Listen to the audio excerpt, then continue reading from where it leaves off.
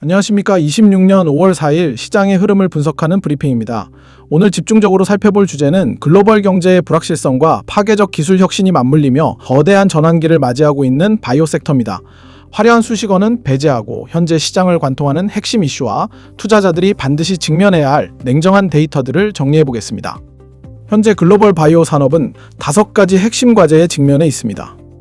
글로벌 제약 바이오 산업이 현재 직면하고 있는 첫 번째 핵심 과제는 생성형 인공지능의 전면적인 도입을 통해 후보 물질 발굴부터 임상 설계까지 신약 개발의 전 과정을 혁신하는 것입니다. 두 번째는 주요 블록버스터급 의약품들의 특허 만료와 임박함에 따라 발생할 대규모 매출 급감, 즉 특허 절벽 현상에 선제적으로 대응하여 새로운 수익원을 확보하는 것입니다.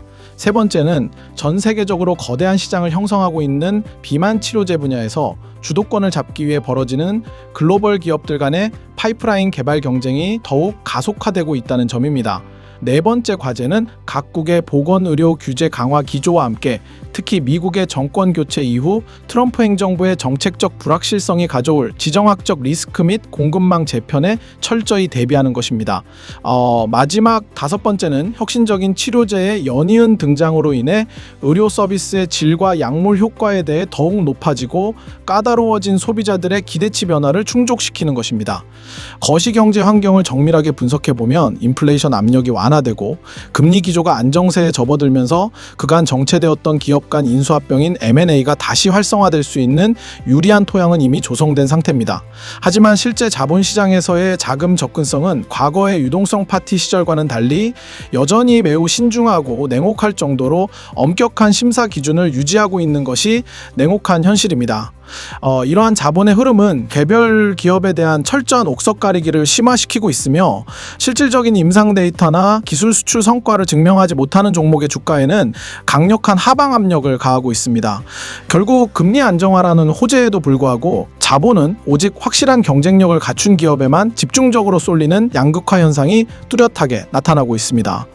한국 바이오 섹터의 상황을 보면 2025년에 1조 원 규모의 기술 수출 빅딜을 다수 성사시키며 글로벌 시장에서 기술력을 충분히 입증받았습니다. 하지만 최근 삼천당 제약이나 알테오젠 같은 일부 대형주를 둘러싼 논란이 불거지며 2026년 1분기에는 다소 부진한 흐름을 보였습니다. 이러한 혼란 속에서도 삼성바이오로직스와 SK바이오팜 등 대기업 계열사들의 바이오 시장 진출과 성과는 더욱 두드러지고 있습니다. 2026년 2분기에는 세계적인 암 학회인 AAC R2026을 기점으로 조단위 규모의 기술 수출 기대감이 다시 살아나며 섹터 전체의 반등 가능성이 점쳐지고 있습니다. 이러한 흐름은 주가의 방향성을 결정짓는 중요한 분수령이 될 전망입니다. 섹터를 움직이는 가장 강력한 트렌드는 역시 AI 바이오입니다. 엔비디아와 같은 빅테크 기업들이 일라이릴리 등 글로벌 제약사와 협업하며 신약 개발의 패러다임을 바꾸고 있습니다. 인공지능은 후보 물질 설계의 속도를 비약적으로 높여주며 머신러닝을 통한 데이터 분석은 임상의 효율성을 극대화하고 있습니다. 이와 함께 한미약품의 HML-7321과 같은 비만 및 근손실 치료제의 파이프라인도 시장에 큰 관심을 받고 있습니다. 단순히 살을 빼는 것을 넘어 근육 손실을 최소화하는 기술은 글로벌 빅파마들이 가장 탐내는 분야이며 이는 국내 기업들에게 거대한 기회로 작용하고 있습니다. 미래 시장 규모를 숫자로 확인해보면 더욱 명확해집니다.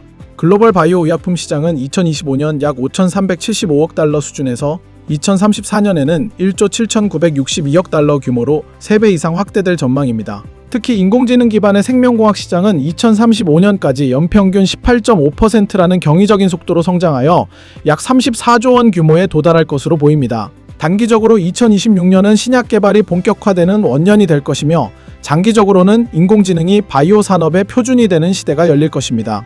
차세대 치료제 분야에서는 ADC, 즉 항체 약물 접합체와 세포 및 유전자 치료제가 항암제 시장의 주류로 부상하고 있습니다.